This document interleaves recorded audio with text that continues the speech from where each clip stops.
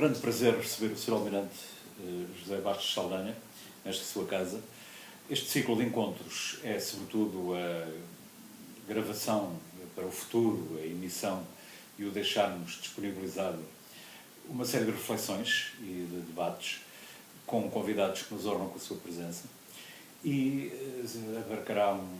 está a abarcar uma série muito vasta de temas, mas os que dizem respeito à herança marítima e à história marítima e à cultura popular marítima, às pescas, aos pescadores, são de facto muito importantes e nós, esse prazer de o termos connosco, é também uma homenagem, porque a questão de se criar em Portugal, como se criou, uma rede nacional da cultura do mar e dos rios, precisamente apontada para esse mundo marítimo, é algo que nos parece muito significativo. Compreendemos que o Sr. Almirante Bastos Saldanha e a Sociedade de Geografia o fizeram em articulação, sobretudo, com as autarquias, com as câmaras, nomeadamente da Póvoa de Varzim e outras, entretanto. Assim fosse possível aqui que um dia venha a haver condições para que aqui, nesta região, eventualmente se possa participar dessa dinâmica, e há uns anos atrás estivemos, e o SEMAR teve ação nisso também, o prazer e a honra de um Dia Nacional do Mar ter sido celebrado na Praia de Mira, quando o SEMAR tinha, sobretudo, atividades na Praia de Mira, com os pescadores locais, e, portanto, é um grande prazer e uma grande honra recebê-lo e ter a sua participação neste ciclo de encontros. E hoje o encontro é, de facto, com o Sr. Almirante e sobre este tema da cultura popular marítima, e agradecemos a sua presença. Boa tarde. Eu começo por agradecer o honroso convite do Dr. Alfredo Pinheiro Marques para participar da celebração do 25º aniversário do Centro de Estudos do Mar e saudá-lo por porfiadamente manter o rumo que se impôs em 1995, com a realização no ano seguinte dos Encontros do Mar e com uma renovada edição em 2020. Uma prova insufismável de resiliência e coerência notáveis no propósito de salvaguardar e engrandecer a memória do infante Dom Pedro, de honrar o legado do mestre, professor Luís de Albuquerque, e de contribuir para o reconhecimento das potencialidades da região centro e o seu desenvolvimento, em particular da sua orla costeira, dos seus recursos e comunidades. Passemos agora ao tema. O tema que me propõe é desafiante, porque não existem estudos sobre a cultura popular marítima portuguesa, que só pode ser almejada no sentido plural, a partir do mosaico das nossas comunidades ribeirinhas, todas diferentes entre si, em patrimónios, identidades e culturas, e cuja salvaguarda se reconhece ser essencial. Todos entendemos o que distingue a colmeia pescatória de Mira dos avieiros do Tejo e dos marmotos da Laguna, para não nos alongarmos a outras regiões e porque gostaria de conhecer algo mais sobre os grupos sociais da borda d'água do Monteiro. Aqui eu confirmo o meu pouco saber nesta área. Ainda sobre o tema proposto, a noção de reaprender, porque a conferência é reaprender e salvaguardar, a noção de reaprender ou aprender de novo decorre do incessante processo de construção e reconstrução a que o património está sujeito. E esta é uma dinâmica que ninguém pode esquecer. Vou agora ser explícito no meu entendimento sobre património, identidade e cultura, tomando por referência o saber do professor Carlos Diogo Moreira, professor na Faculdade de Ciências Sociais e Humanas. Pode definir-se o património marítimo como o conjunto de elementos materiais e imateriais, artefatos e mentifactos, no dizer dos anglo-saxões, ligados às atividades humanas que se desenvolveram e desenvolvem em relação com os recursos e o meio marinho e que hoje, reconhecidos pelos grupos sociais como herança própria, constituinte da sua identidade, ela é digna de ser transmitida às gerações vindouras. Deste modo, o conceito de património marítimo confunde-se com o de identidade cultural marítima, entendida na acessão antropológica como herança e projeto social das populações que vivem dos recursos do mar. As identidades são constituídas por crenças, valores, atitudes e comportamentos, consistindo numa maneira de sentir, compreender e atuar no mundo e em formas de vida partilhadas, cuja expressão ou cultura se manifesta em instituições, comportamentos regulados e conhecimentos em comum. Para ser concreto, o património constituído é subjetivo. A construção patrimonial é o resultado de uma escolha permanente entre o potencial quase ilimitado de objetos e valores herdados, uma recomposição contínua efetuada por cada grupo social e cada geração, por referência ao que lhe vem do passado e segundo os seus interesses no presente. As escolhas patrimoniais decorrem sempre de uma decisão arbitrária, de ordem cultural, porque importa conhecer o seu significado social. Depois, o património é identitário, por ser o elemento aglutinador entre os indivíduos que se reconhecem no mesmo conjunto de valores, objetos e práticas, os quais julgam dignos de serem transmitidos às gerações vindouras. E, finalmente, a construção patrimonial é estratégica por corresponder em larga medida a um novo grupo social e, consequentemente, a uma nova vivência dos espaços e a novas redes de relações. É a construção de uma imagem forte, mas simplificada de um passado comum, sempre escolhido. Uma imagem destinada a assegurar a coesão dos seus membros no tempo ou no espaço, estruturando um território face a outros grupos em relação aos quais é necessário ser reconhecido, impor-se e substituí-los. Portanto, esta é a noção que eu gostava de traduzir de qual é a minha percepção, primeiro, do tema e depois das noções que estão ligadas ao património, à identidade e à cultura. Atendemos agora no elemento essencial, as comunidades marítimas. Elas constituem grupos sociais que estão relacionados com os recursos e o meio marítimo, lagunar, estuarino e até fluvial. Nestes grupos, as colmeias pescatórias são as mais representativas. No entanto, não se podem excluir outros grupos sociais envolvidos em demais atividades ligadas aos usos do mar, transportes, portos, indústria naval, turismo, segurança e outros. E bem assim aqueles que usufruem, banhistas, surfistas, nautas, ou a quem interessam a defesa dos seus valores face aos riscos, a sociedade civil em geral, ambientalistas, elites, universidades e escolas. O elemento comum parece radicar na assunção pelos membros de uma dada comunidade do respectivo património marítimo ou fluvial, em que se incluem, em sentido lato, os valores proporcionados pelo meio marítimo. Portanto, eu entendo que é muito importante nós começarmos a alargar e nós não estamos a excluir, obviamente, aquilo que eu designo pelas colmeias pescatórias, mas nos dias de hoje nós temos outros atores. Aliás, alguns deles sempre estiveram. Eu recordo-me, por exemplo, em relação à Marinha Mercante, que nós praticamente não sabemos qual era a relação que havia entre as tripulações de navios comerciais.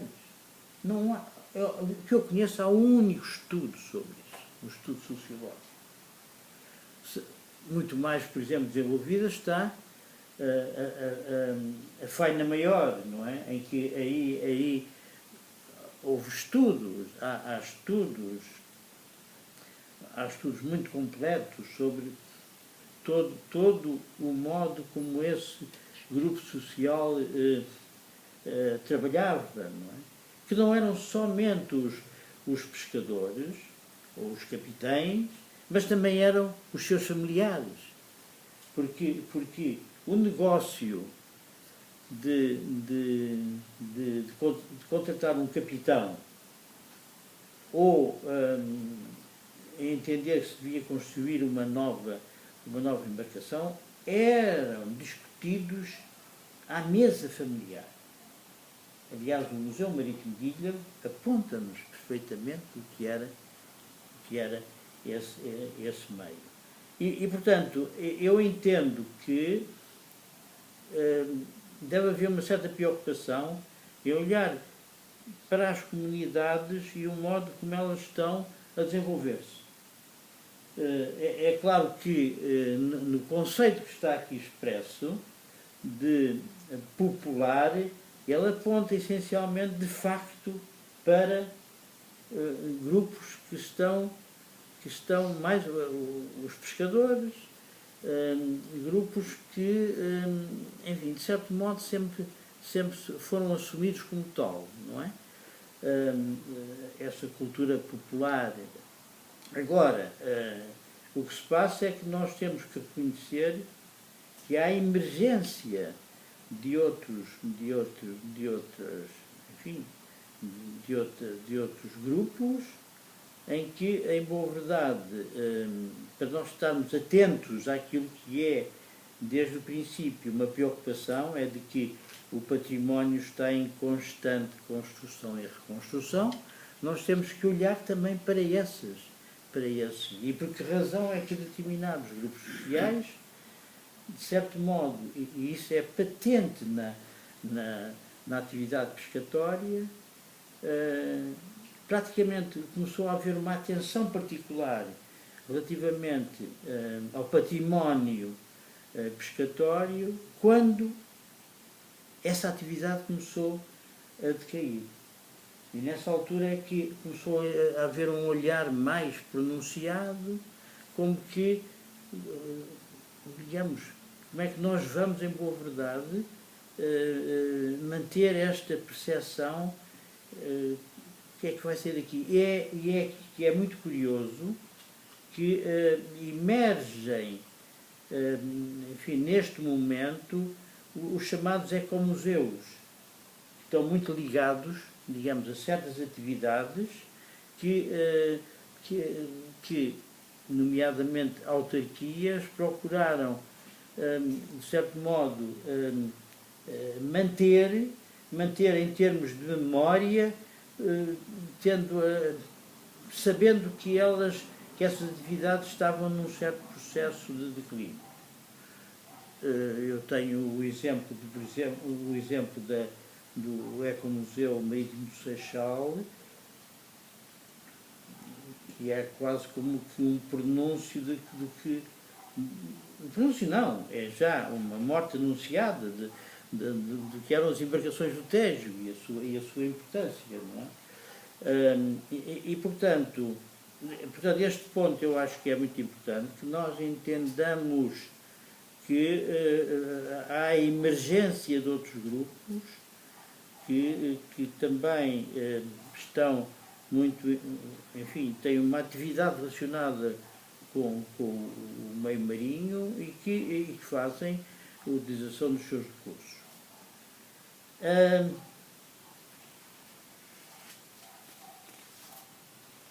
Eu vou terminar esta primeira parte. As identidades e culturas de uma comunidade marítima estão ligadas a uma realidade patrimonial inigualável, sendo extremamente sensível ao património natural do mesmo meio, por conhecer de modo empírico o estado do meio marinho e a sua degradação.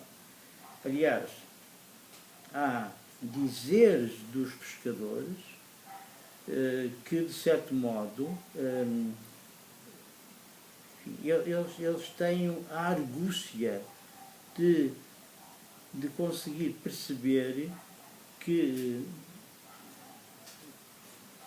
um determinado evento e as suas causas e consequências. Por exemplo, no verão, havia um dizer que era o peixe adivinha a nortada. Nós sabíamos perfeitamente que a nortada estava associada a um fenómeno oceanográfico que é da ressurgência das águas da profundidade para a superfície. Há um enriquecimento em nutrientes dessas mesmas águas, o que faz com que a produtividade aumente.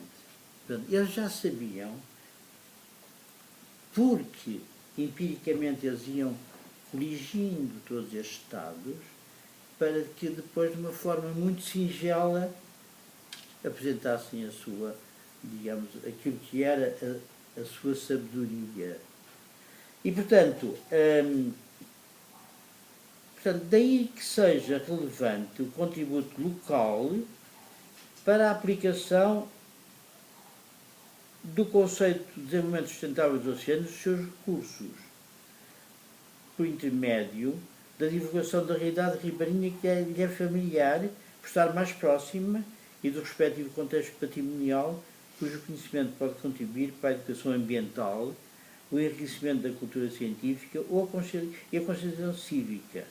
Portanto, aquilo que se pretende, de certo modo, associar são desafios contemporâneos. Isto é, estas comunidades têm um papel que não se pode escamotear. E nós devemos valorizar o que é esse seu papel. E eu acho que isto é muito importante. E eu não gostava de fazer, digamos, de fazer o que eu sinto às vezes que acontece, que é o in memoriam de certos grupos sociais. Eu recuso fazer isso.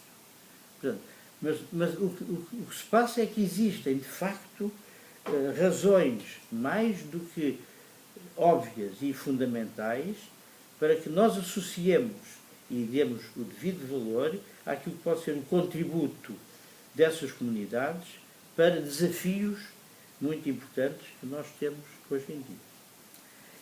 E há aqui outra questão que é muito, para mim é particularmente cara, que é a criação de ambientes de literacia ribeirinha junto das comunidades locais, sob o patrocínio da estrutura escolar e de outras expressões societárias com caráter de continuidade, permite habilitá-los a uma melhor apropriação dos dados da informação sobre os oceanos, mares e zonas costeiras. Este é o desafio que é extremamente relevante, que é, hoje em dia fala-se muito na literacia do mar e quase que há essa literacia, esse esforço se centra nas camadas mais jovens. Eu acho que isto é um erro total. Eu agora costumo dizer que parece que os mais velhos não merecem, digamos, de certo modo, o interesse da comunidade por também serem elementos úteis e atualizados sobre os problemas. Ao contrário, eu penso que toda a sociedade deve estar envolvida nisso. E quando hoje em dia se fala em literacia, eu estou muito mais interessado na criação em continuidade de ambientes literatos. Isto é, por exemplo, o SEMAR se constituir como algo na comunidade que mantém os principais temas relacionados com o mar em atualidade e chamando as pessoas para poder dialogar sobre esses temas e elas, portanto, esses são os chamados ambientes literatos. Se nós não criarmos esses ambientes, infelizmente, corremos o risco de deitar fora todo o esforço colossal que está a ser feito hoje em dia nas escolas. Porquê? Porque isto não tem continuidade. As gerações terminam as escolas, são submetidas a um certo número de esforços para as levar a compreender certos fenómenos e depois saem das escolas e é o vazio. Isto para mim representa outro aspecto, é que nós não temos nas comunidades locais aquilo que eu chamo as almas mater, isto é, instituições que de certo modo façam com que os jovens, quando crescem, quando saem deste seu meio, fiquem sempre agarrados a esta sua raiz. Mas isso só é possível desde que essa raiz mantenha uma atualidade literata. De outra maneira, nós não temos isso. Claro que eu penso que as escolas são fundamentais nesse aspecto. Como veremos adiante, os municípios são também muito importantes pelo modo como podem acarinhar todas estas atividades e em boa verdade também entidades societárias, porque não, aliás, tem todo o interesse que nós criemos uma rede, agora começo eu a entrar no tema que me é caro, a chamada rede. E, portanto, essa rede tem que começar a ser uma rede local. E, quando se chama rede nacional, a rede nacional é uma constelação de redes. Ela é construída a partir de baixo para cima, isto é a partir de cada rede que se cria numa comunidade, e esse conjunto de redes interligadas entre si é que cria a rede nacional. E nós estamos muito longe de que isso aconteça. E, portanto, nós podemos fazer agora aqui um compasso só para nós podermos trocar algumas ideias. E depois, então, eu vou apresentar aquilo que, enfim, aquilo a que eu tenho dedicado grande parte da minha atividade nos últimos anos, que é a Rede Nacional da Cultura dos Mais. Muito obrigado. Sim, senhor. Eu não sei se alguém mais quererá, sou arquiteto de sinologia, já queria dizer alguma coisa, mas eu também sobre isto gostava de dizer, além, claro, de agradecer ao Sr. Almirante, responder a esse seu desafio, dizendo-lhe que, de facto, estava a ouvi-lo e estava impressionado, porque, não há dúvida, há aqui essa memória e esse manter de uma realidade tão difícil como é, nós às vezes temos chamado como neve diante do sol, que está a morrer, significaria no fundo o quê? O nosso amigo Paulo Rocha, a propósito do filme que fez sobre os pescadores do Furador, lá em 1966, disse que era um mundo que estava a morrer e havia que salvá-lo ou erguer um monumento à sua glória, que é aquilo que no fundo acabou por fazer, porque era difícil salvá-lo, não é? Por razões. Agora, como o Sr. Almirante aqui disse muito bem, e provavelmente o Sr. Arquiteto ia dizer alguma coisa sobre isso, mas eu também não resisto já a dizer que a dificuldade é grande e todos sabemos porquê. Porque como é que se mantém essa continuidade, essa transição? De facto, as escolas são importantes, mas era preciso mesmo continuidade. Em relação aos velhos, aos que sabem, aos que têm a experiência, não é? E, portanto, como muito bem disse, se deixa morrer aquilo que é o verdadeiramente antigo e tradicional, por não ter maneira de o estar sujeito às pressões que eles têm do mundo tal como ele está, e se os jovens lhes dá uma vaga escolaridade, ou às vezes algum desporto marítimo, alguma coisa, mas até pouco, infelizmente, mas se depois não há maneira de ligar as gerações, isto já foi objeto de debate neste ciclo, no debate da intervenção do Sr. Almirante Silva Ribeiro, já se conversou também sobre isto, com vários contributos, o Miguel Marques e outros. Como é que se faz esta ligação? Como é que se consegue, de facto, que essa continuidade, só realmente com uma rede, só com iniciativas locais, e depois uma rede, e o Sr. Almirante Bastos Saldanha, muito bem, está a tentar criar essa rede, e está a tentar dinamizar essa rede que já a criou, mas como é que se faz isso? Tem que ser localmente. E tem que localmente haver, e aí, de facto, as autarquias, as entidades que possam e devam isso, além de entidades como o SEMAR ou outras, na nossa pequenez, no nosso esforço, porque era preciso fazer essa continuidade entre o velho mundo, que significa todas as tradições, e a juventude, que, de facto, muito dificilmente, como é que acede a esse velho mundo que está a morrer como neve diante do sol? Isto é a minha reflexão, não sei se o atleta ia dizer alguma coisa. Ora bem, mas eu, na verdade, eu também ouvi com muito cuidado tudo aquilo que o Sr. Almirante acabou de dizer, e eu também acho que sim, há necessidade de continuar a estimular a juventude para o interesse daquilo que caracteriza a nossa identidade e que nos faz viver e que nos faz sempre progredir. Porque se a gente não tem, na verdade, uma finalidade com aquilo que faz na vida, na verdade, a vida não há progresso, digamos assim. Eu acho que, na verdade, a juventude devia realmente ser empurrada, digamos assim, para a compreensão e para a decisão até, a iniciativa em certo,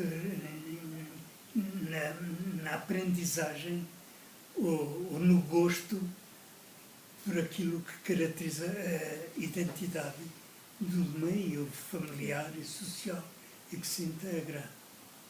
Acho que sim, se calhar é o passo difícil. Apesar dos esforços do Sr. Almirante, de instituições como o SEMAR e outras, porque não são as únicas, embora não muitas, mas há com certeza outras, o que é difícil é atingir a finalidade pretendida. Mas se não se trabalhar nesse sentido, realmente isto está a caminho do fim. Eu não sou tão pessimista. O problema é difícil. Eu não sou tão pessimista, mas há uma certa crítica que se faz relativamente àquele mundo, àquele património que está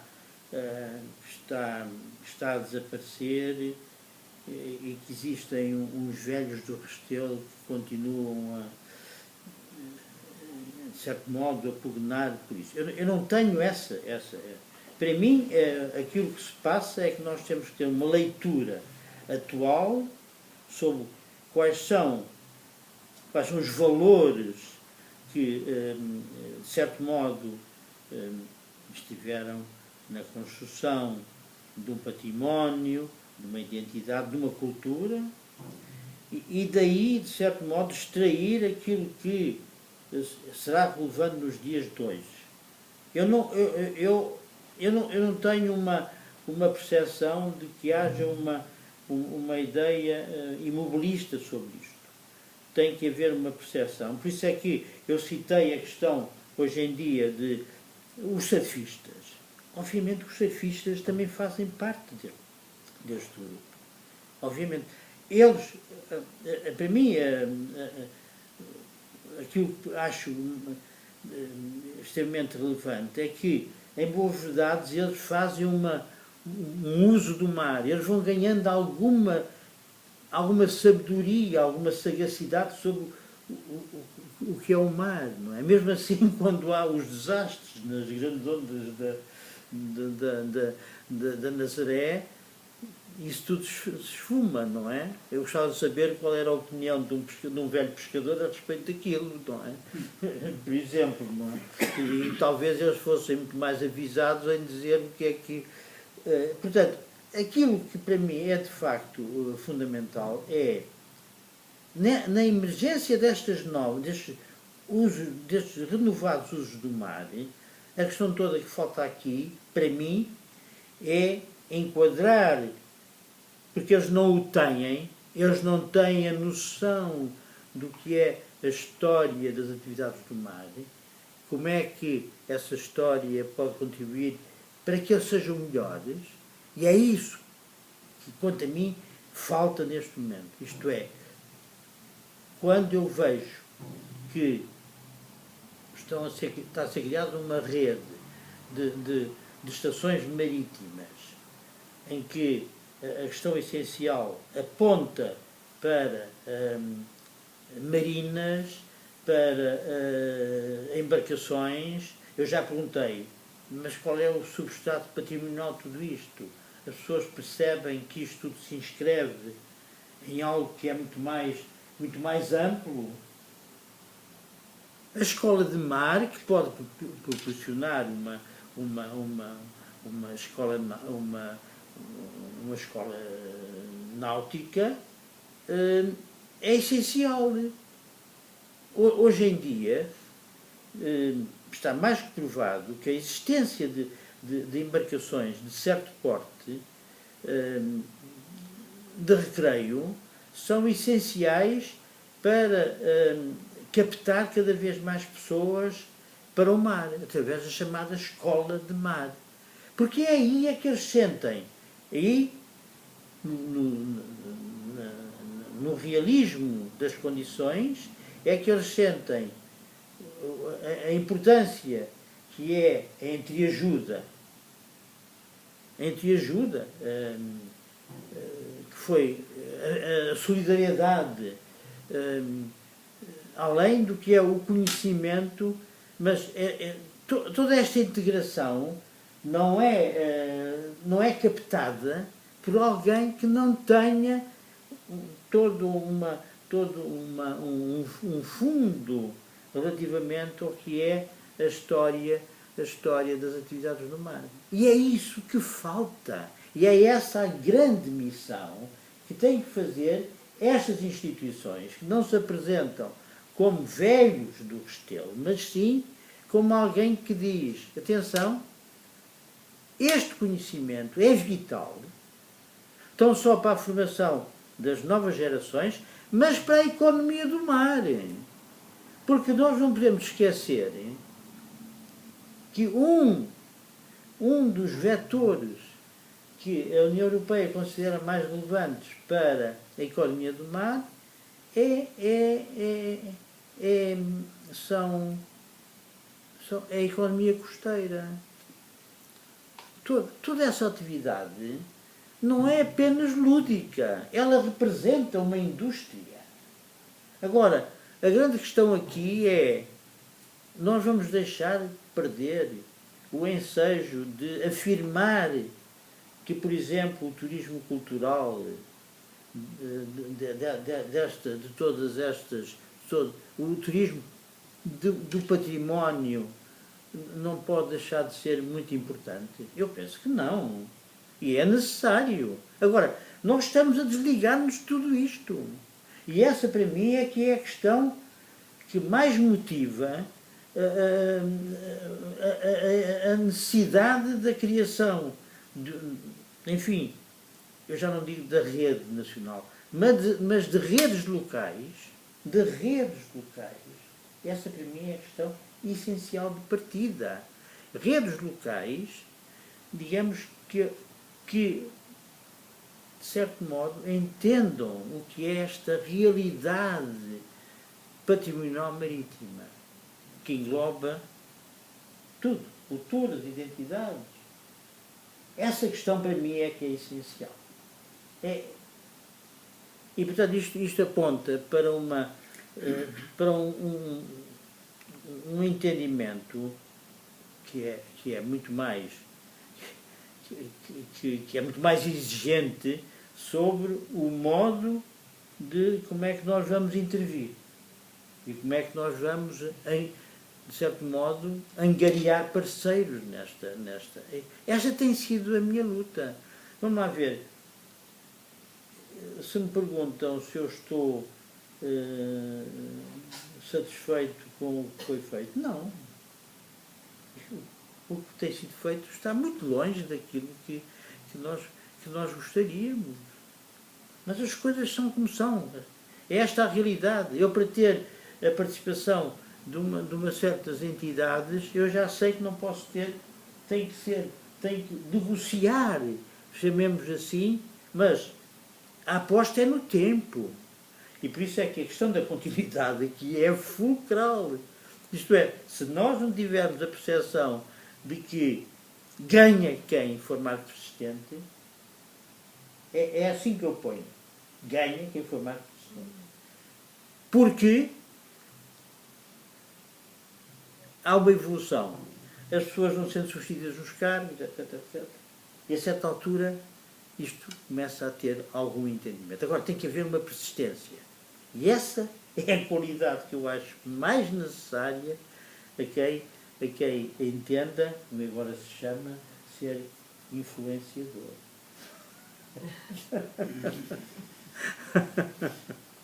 Almirante, se me permite, os modismos, vivemos no meio deles, mas de facto essa resiliência, como agora também se diz, essa teimosia e esse esforço continuado são essenciais. E em relação à dimensão local, como mencionou, nós aqui pela parte da beira litoral e do SEMAR, do que temos tentado fazer, o que é que podemos dizer? Na Praia de Mira, como sabe, uma vez que nos deu o prazer e a honra de estar em iniciativas lá, fizemos alguma coisa a propósito da pesca do rastro para a terra, da arte, agora da beira litoral, agora chamada arte-chave. Por ser semelhante à chábuca do Algarve, embora com condições muito maiores e mais difíceis, que são aqui as do Atlântico Norte, da arte, da beira litoral. Agora, aqui na Figueira da Foz, o SEMAR, de facto, tem um esforço que é continuado ao longo dos últimos 25 anos, que pode consubstanciar-se, de facto, num grande objetivo, que é o da criação do Museu do Mar, para o qual, de resto, conseguimos reunir colaborações várias e ainda, provavelmente, num dos últimos encontros que tivemos, o Sr. Almirante Silva Ribeiro aqui chamou a atenção para esse, muito meritoriamente, o esforço de ser acompanhado também com o apoio já desde o tempo dele do chefe-chave-maior da Armada, com vista à criação aqui, apoios também da Marinha e do Museu de Marinha de Lisboa, com vista aqui a realmente criarmos um Museu do Mar. De facto, esse esforço, além de uma musealização, deverá chegar também à juventude e às pessoas, assegurando a tal continuidade entre as gerações. Agora, o Sr. Almirante mencionou os surfistas. Temos connosco e acompanhámos o movimento aqui do SOS Cabedelo, do arquiteto Miguel Figueira, que aqui os surfistas da Figueira da Foz, em termos cívicos, tiveram uma intervenção exemplar. Não é? E, portanto, há várias dimensões, tentarmos uni-las é o objetivo aqui. Agora, não há dúvida que é muito difícil devido, tem que haver uma dimensão autárquica também. Portanto, o que esperamos, e neste momento estamos nessa fase, esperar por parte da Câmara Municipal da Figueira da Foz que haja uma resposta efetiva, portanto, a esse projeto do Museu do Mar, que está apresentado formalmente à Câmara aqui da Figueira da Foz desde 2018, desde setembro de 2018, para que aí se consiga centrar todo esse esforço e ir buscar as várias coisas, escolas também, mas com ligação, com raízes à própria comunidade dos pescadores, das pessoas que têm a ver, de facto, com o mundo do mar. E para que essa continuidade e esse apoio que possam dar os mais velhos e mais experientes àquilo que os jovens venham a aprender, seja possível. Não é? Muito bem.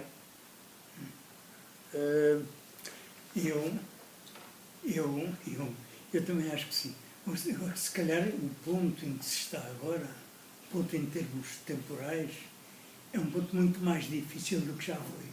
Porque antes as populações a vida das populações dependia muito mais do mar do que hoje em dia, que há ofertas no interior e não no mar, e as pessoas vão se afastando. Por isso se torna mais difícil essa consciencialização, essa interiorização da identidade das pessoas nas diversas zonas. Foi mais fácil, julgo eu, noutros tempos do que hoje em dia, mas há que lutar, na verdade. Bom, eu vou só dar-lhe um dado que eu acho que em 2000 foi feito o primeiro inquérito nacional às percepções da população portuguesa sobre o ambiente. Sobre o ambiente. O estudo foi conduzido por uma equipa do Instituto de Ciências Sociais e com o apoio da do ISCTE. Quando o estudo foi lançado, quando os resultados foram lançados, nós fizemos pedimos a esse grupo, que era o Observa, que já não existe, pedimos para fazer uma apresentação na Sociedade de Geografia de Lisboa. Entretanto, o estudo e os seus resultados foram publicados pela Celta Editora.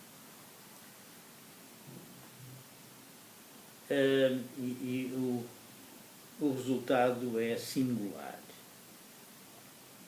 Aliás, o coordenador do estudo, sabendo, digamos, que nós, na Sociedade de Geografia, particularmente a secção de Geografia dos Oceanos, tínhamos um interesse particular no mar, ele disse, contrariamente àquilo que era uma percepção esperada, o mar, em resultado daquele estudo, não cabe nas percepções mais profundas da população portuguesa.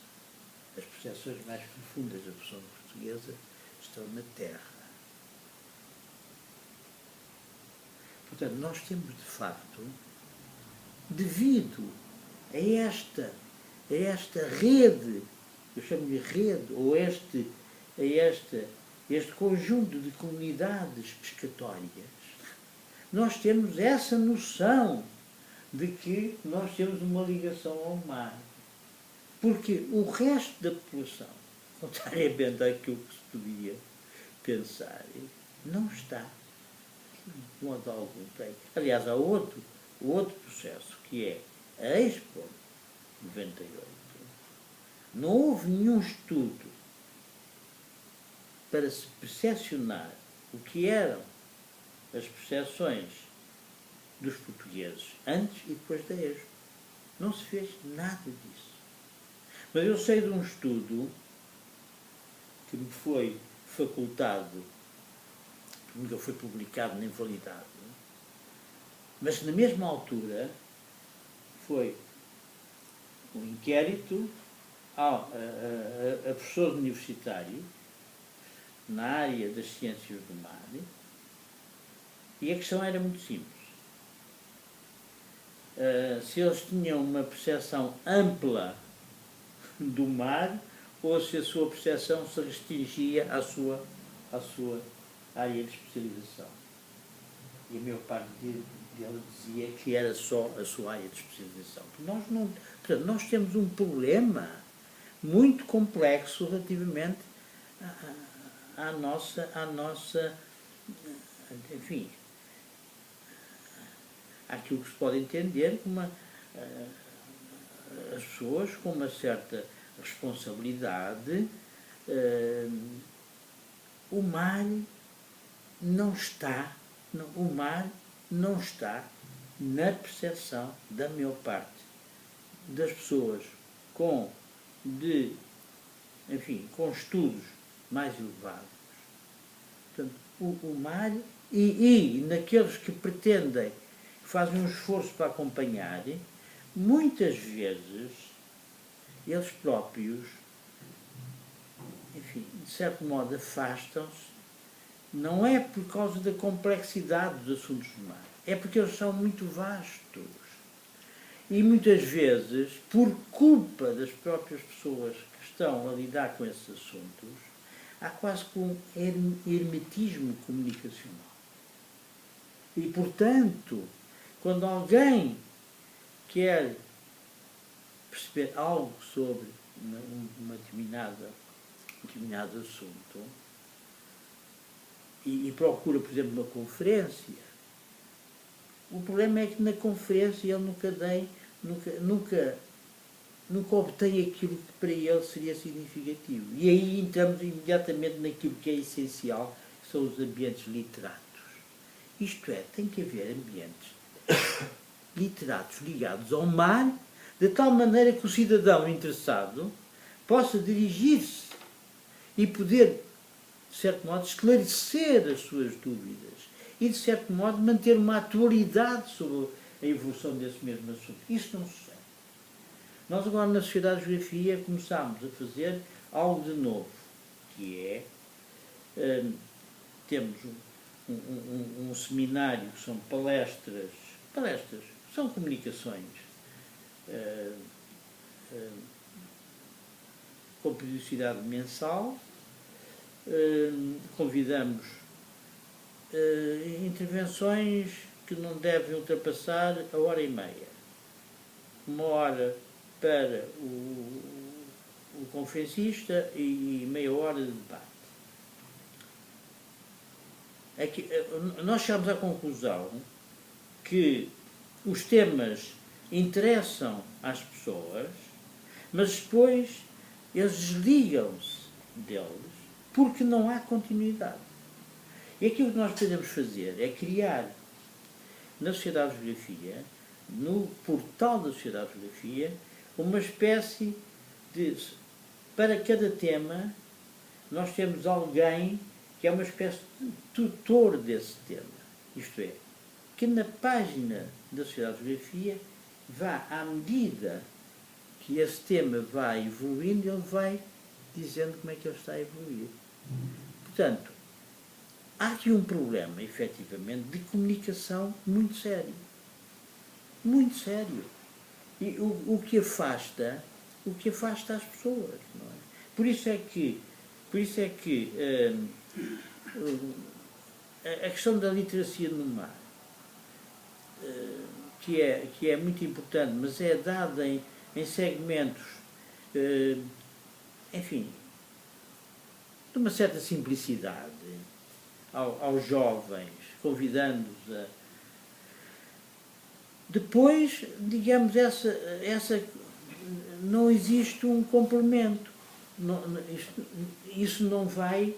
Não temos depois a sequência de tudo isso, de tal maneira que não é possível. Aliás, a Unesco tem feito um trabalho notabilíssimo na área da literacia a nível mundial.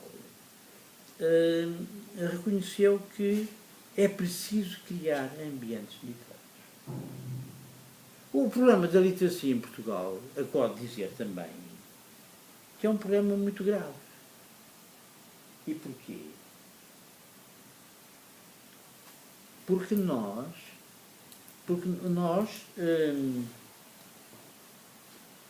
a OCDE, fundamentalmente a OCDE, fazia exercícios periódicos, a prazo longo, em que eram, enfim, se tentava perceber o que era a compreensão, um certo número de itens que pudessem dar uma razoável ideia sobre o que era, digamos, o nível de literacia de cada país. Nós colaborámos em vários destes exames e, portanto, tínhamos, em relação aos países que participavam nestes exercícios, tínhamos uma excelente base comparativa. O último exercício, nós falhámos. Ninguém percebe porque é que falhámos naquele exercício. O que é isto dizer? Todos os países da OCDE fizeram o último exercício. Têm uma noção do que é que houve de evolução nos níveis de literacia e nós não temos. Este problema, que é um problema que hoje em dia é um problema muito que ninguém quer abordar. Este problema, em 2015, a Comissão Europeia reuniu um grupo de especialistas em literacia e eles fizeram um relatório. Esse relatório está publicado. E é alarmante as conclusões a que eles chegam. Esse estudo praticamente passou despercebido em Portugal.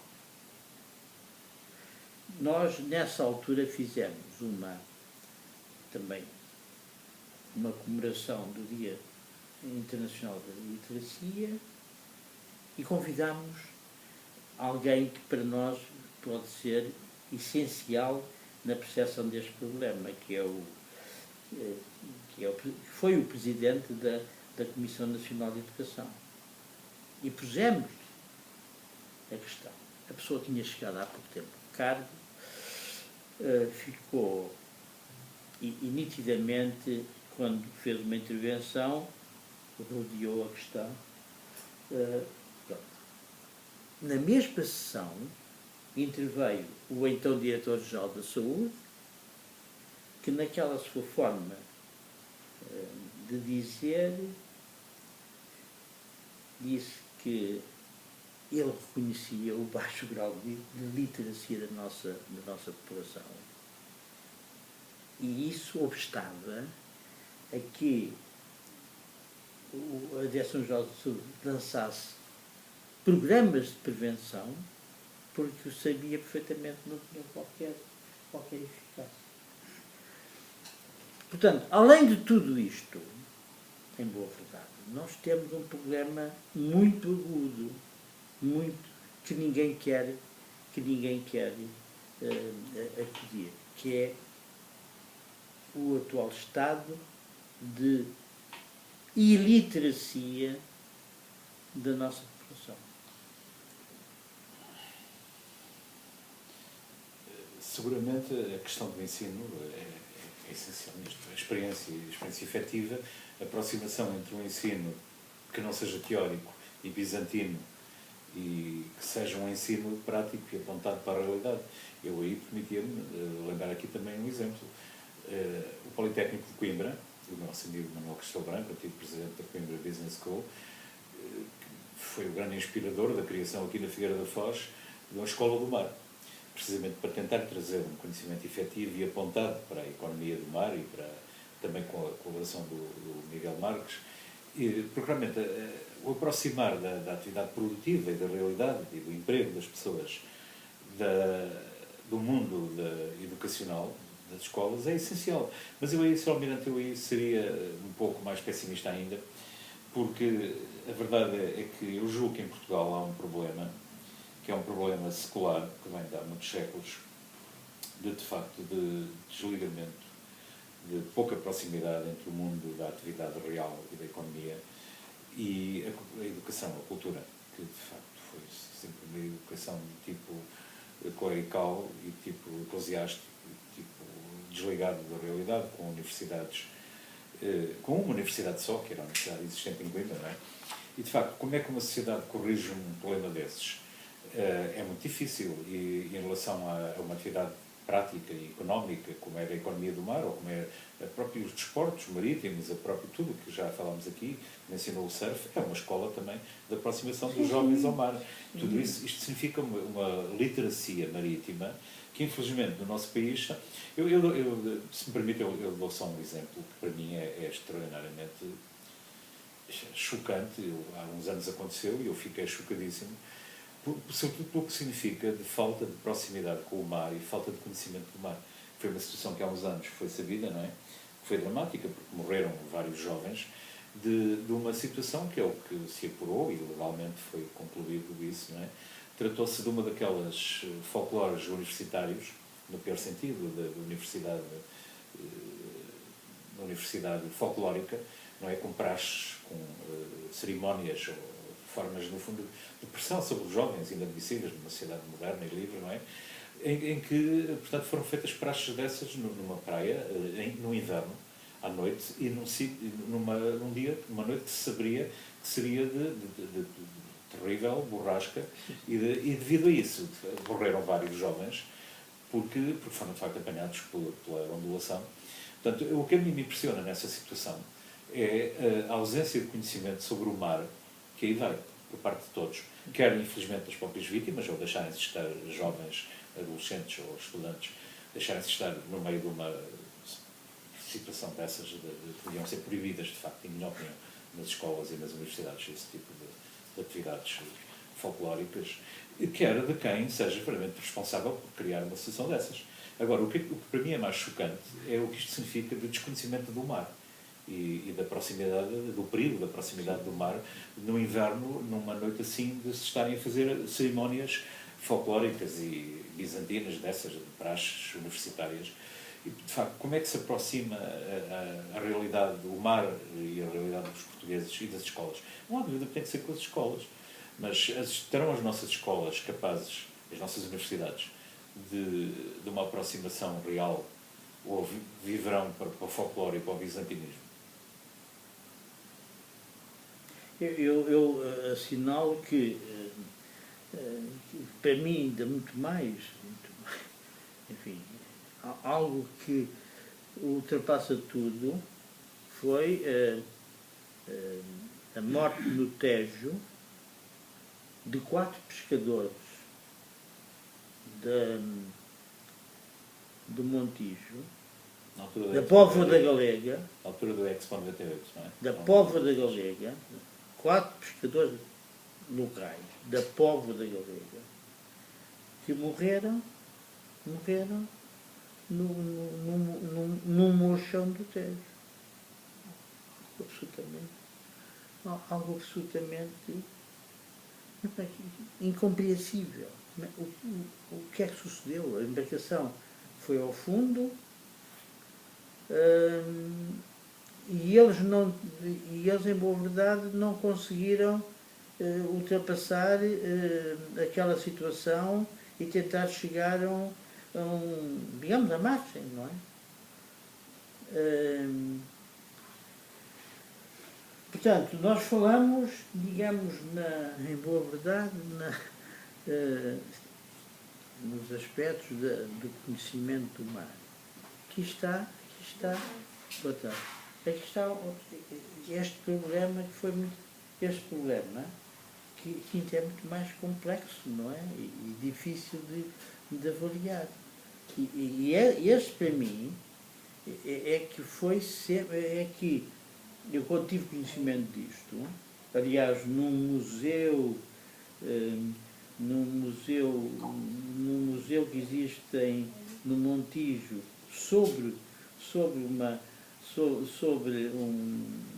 que é um dos museus mais antigos da atividade pescatória no Tejo, que os próprios pescadores é que criaram aquele museu com um acervo notável,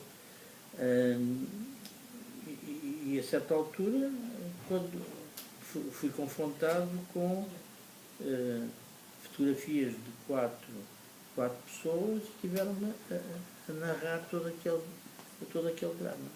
Portanto, a questão do conhecimento do mar não é só exclusivamente daqueles que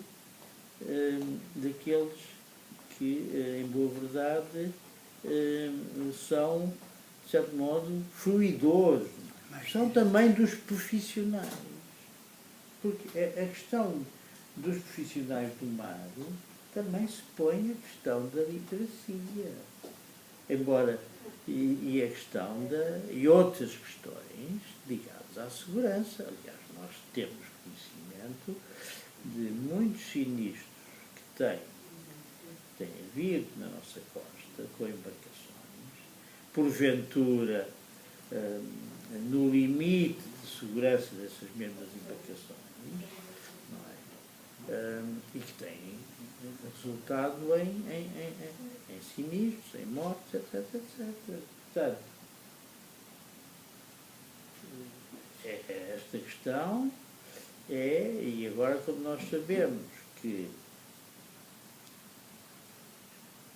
o recrutamento da classe pescatória, nós estamos cada vez com mais problemas. E por uma razão social também, que é a que leva a que haja dezenas de pescadores. Uma terra como a Praia de Mira, que é pequena, há dezenas de pescadores da Praia de Mira que estão emigrados na Galiza. Sim. A maior colmeia, com melhores condições. A melhor colmeia está de portugueses está na Galiza. E um bom outro número deles na Bretanha também. Na Bretanha e em portos ingleses.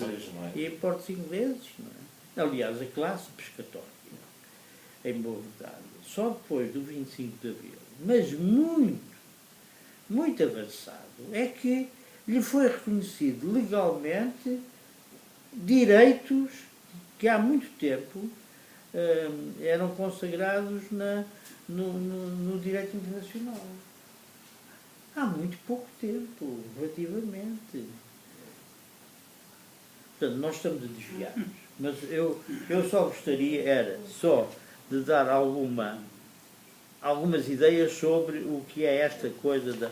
Portanto, nós em boa verdade, a origem da Rede Nacional de Cultura dos Mares dos Rios tem a sua origem na Declaração da Nazaré de 11 de maio de 2002, que é um manifesto de um grupo de cidadãos portugueses que, ciente da perenidade da influência do mar na cultura portuguesa e preocupado com a prioridade de salvaguarda e valorização do património marítimo, cujo sucesso só será possível com um esforço concertado, que envolva instituições públicas e privadas, instituições cívicas e cidadãos interessados, propôs a criação da Rede da Cultura do Mar. E foi isso, em boa verdade. O que é que a Sociedade de Geografia fez? Foi agarrar nessa... Aliás, isto foi discutido nos anos subsequentes em encontros que houve na Sociedade de Geografia, até que, finalmente, foi aprovado numa sessão. Uma sessão que foi bastante concorrida na Sociedade de Geografia. Em 2004, 2 anos depois, foi aprovada, digamos, o conceito da Rede Nacional de Cultura do Mar. E depois isso veio a ser alterado para cultura dos mares, e há uma intervenção muito importante da professora Inês Amorim, que falou sobre a continuidade patrimonial entre mar e rios. E foi nessa altura que foi aprovado, digamos, também incluir os rios. Obviamente que o nome da rede estava longo, que era importante também pôr não só os rios, mas as lagunas, etc, etc. Mas isto começou ao contrário, porque o que se devia primeiro fazer era a Rede Nacional da Cultura Plural. E só depois é que entramos na cultura dos mares. Portanto, isto também está tudo. Mas à medida que nós vamos progredindo, nós vamos apercebendo, digamos, de que é preciso adaptar e adaptar aquilo que é a nossa construção mental àquilo que é a realidade. E é isso que tem havido essa preocupação. Sobre uma questão de para não alongar muito mais isto, o nosso conceito de rede é, como eu referi, fundamentalmente deve ser baseada em redes locais, e quando essas redes locais interagirem entre si, então nós estamos em condições de dizer então, que teremos uma rede nacional. Só depois. Não é o contrário. É a estrutura local que se defendia e continua a defender-se, que é uma rede comunitária constituída por município, universidade e escolas, administrações portuárias, organizações económicas e sociais, empresas e órgãos de comunicação social, associações cívicas e cidadãos, sendo relevante a participação autárquica nas redes locais. Pretende que seja um espaço de encontro e permuta de experiências e informação, aberto, permanente, orientado para objetivos de cooperação comuns na divulgação da realidade patrimonial e no processo da sua preservação e a reconstrução, tendo finalidade a sensibilização e conscientização públicas e a prestação de um contributo para a educação ambiental e cívica. Portanto, isto obviamente que... Mas tem-se mantido. Esta noção tem-se mantido. Portanto, Eu não vou agora estar aqui a descrever desde até hoje o que é que tem sido todo este percurso, mas, e perdoem-me se possa ser considerado imodéstia, mas em 2018 a Rede Nacional de Produtos Mares dos Rios recebeu o prémio Identitas Mare 2018, que lhe foi atribuído pela PwC Portugal. E em que é que se baseava essa atribuição? Num singelo reconhecimento a todos que têm contribuído para o desenvolvimento da rede, sendo todos os seus parceiros igualmente merecedores da partilha deste galardão. Dentre outros, recorda-se o pequeno grupo de precursores, infelizmente alguns deles já nos deixaram, o Rio de Nazaré, em 11 de maio de 2012, que subscreveu o manifesto conhecido por Declaração de Nazaré, proponente da criação da rede da cultura do mar. A Sociedade de Geografia de Lisboa, que acolheu doravante as preocupações enunciadas na mesma declaração, mediante o lançamento nacional e a organização do primeiro encontro da rede, em que foi decidido alterar a designação para a Rede Nacional de Cultura do Mar para integrar o conceito de restauração de redes locais e a sua construção ascendente. Depois há aqui um conjunto de individualidades que foram muito importantes nesta consolidação, mas também é importante aqui referir a ideia, porque era a Sociedade Geográfica que, em boa verdade, detinha a mesa da presidência, mas a partir de 2011 iniciou-se aquilo que era por todos considerado muito importante, que é a itinerância transcomunitária da rede. Isto é, nós pretendíamos que, em boa verdade, cada município tivesse a oportunidade de, ao criar a rede associada localmente, tivesse a presidência da mesa e, portanto, era para nós muito importante que isso sucedesse e que nós tivéssemos depois essa itinerância e, portanto, nós começámos por ter a presidência da mesa atribuída ao Presidente da Câmara Municipal da Póvoa de Varzim e depois ele passou para a Câmara Municipal de Esposende. E, portanto, neste aspecto, nós consideramos que conseguimos isto que é muito importante. Agora, depois temos que lidar com alguma realidade local para ver se o processo, digamos, se agiliza. Muito bem. Agora, aqui chegados, o que concluir? Que o processo de construção ascendente da rede prossegue, que o desenvolvimento das redes locais é imprescindível, tão só para a rede nacional como para a atualização permanente dos valores patrimoniais, identitários e culturais que são essenciais ao progresso comunitário. E, portanto, nós agradecemos esta oportunidade de tentar abordar o tema que nos foi proposto e temos uma noção de que o tentamos. Agora as pessoas é que vão reagir perante isso e não me cabe a mim, obviamente, de tecer quaisquer considerações sobre isso. Muito obrigado. Pois, eu fiquei encantado com esta abordagem deste tema que para mim é complicado, não é? E não tenho tido grandes oportunidades para refletir, mas fiquei encantado com esta maneira de ver o problema. Tenho consciência de que se calhar é hoje em dia mais difícil criar essa maneira de sentir essa proximidade do mar do que em outros tempos em que as pessoas dependiam mais obrigatoriamente, mais diretamente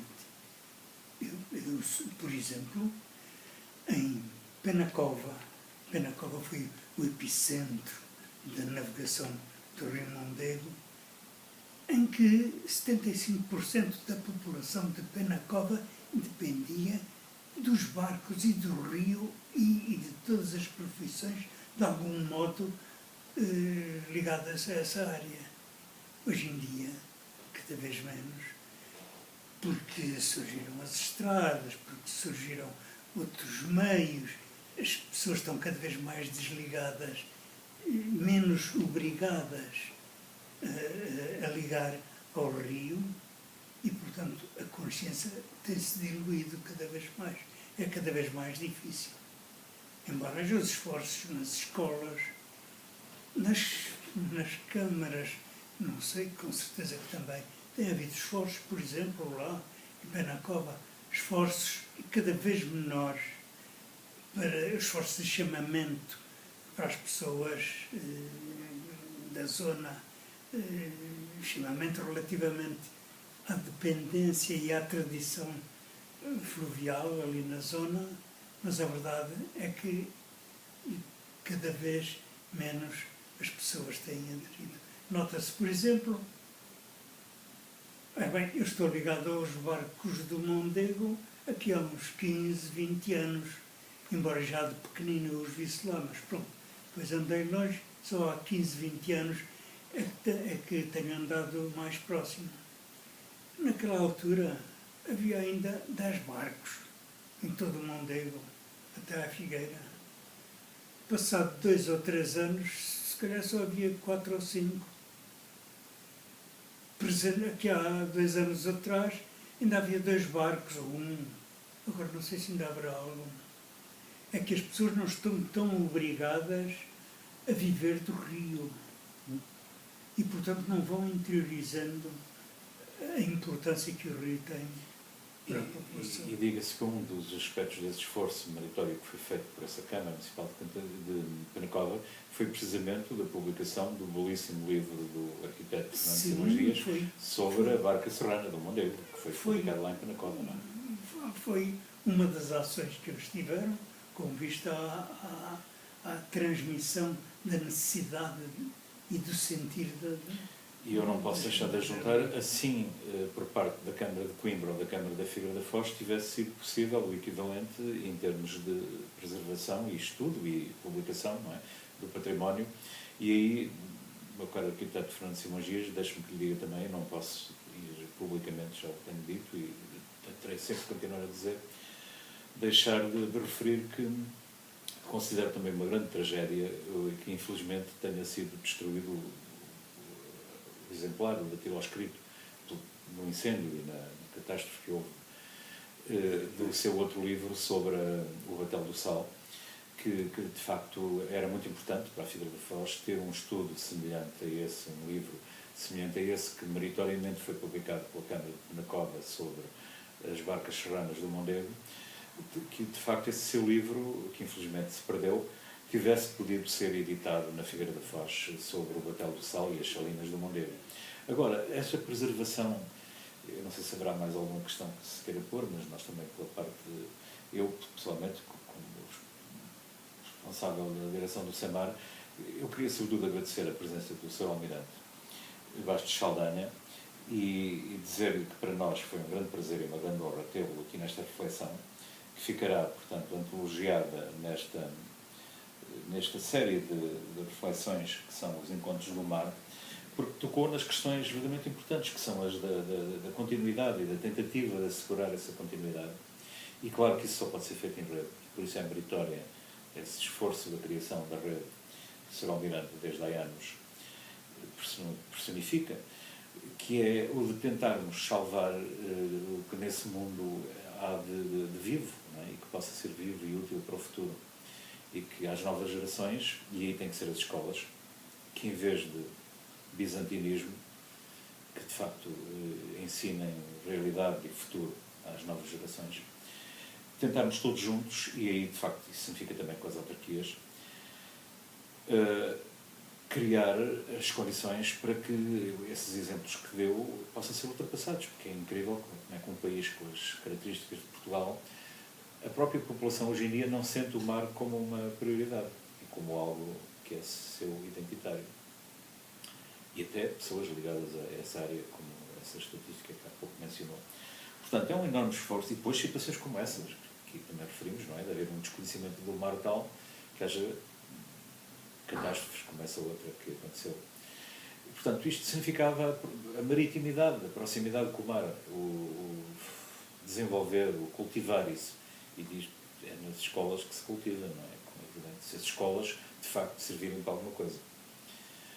E, portanto, agradecer a presença do Sr. Almirante Bastos Saldanha e felicitá-lo por esse esforço da criação da Rede Nacional da Cultura do Mar e, vá lá, fazer esforços e deixar dito que tomáramos nós que um dia aqui, pessoalmente, da nossa parte, da parte do SEMAR, aqui centrados na região da Foz do Mondego, que um dia fosse possível que aqui se desenvolva esse tipo de rede local de uma forma significativa e digna que permita depois a inclusão nessa rede nacional. O Sr. Almirante sabe que no passado nós propusemos isso ao Sr. Presidente da Câmara da Figueira da Foz, que neste momento já não é o Presidente da Câmara atual, existe um Presidente da Câmara substituto neste momento, e isso não chegou a concretizar-se, mas de facto o desenvolvimento aqui de uma rede com as entidades locais, e nós julgamos que esse Museu do Mar, pelo qual lutamos desde há 25 anos, possa ser a forma de centralizar e dinamizar esse esforço, que permita que depois haja uma participação e uma comparticipação em termos dignos e significativos para a Rede Nacional da Cultura do Mar e dos Rios que o Sr. Almirante Bastos Saldanha tem lutado. E felicitamos-o e agradecemos-lhe por isso. Muito obrigado. Eu tenho que agradecer também ao Sr. Almirante Bastos Saldanha este encontro em que foram abordados estes temas que me fazem, a mim também, ter entusiasmo por este tema, embora seja difícil. Mas eu luto sempre e transmito sempre, da maneira que eu sei, esta minha maneira de estar relativamente a essas questões. E eu já agora, se me dá licença, eu também, uma vez que não conhece, eu arranjarei maneira de lhe fazer chegar um exemplar daquele livro a propósito das embarcações tradicionais do Mondego. Muito obrigado. Vamos lá ver isto. Nós agora estamos aqui numa sucessiva fase de troca de galhardetes, não é? Mas isto também para nós foi uma oportunidade excelente de poder ampliar um conjunto de ideias, não é? E que elas possam encontrar algum eco.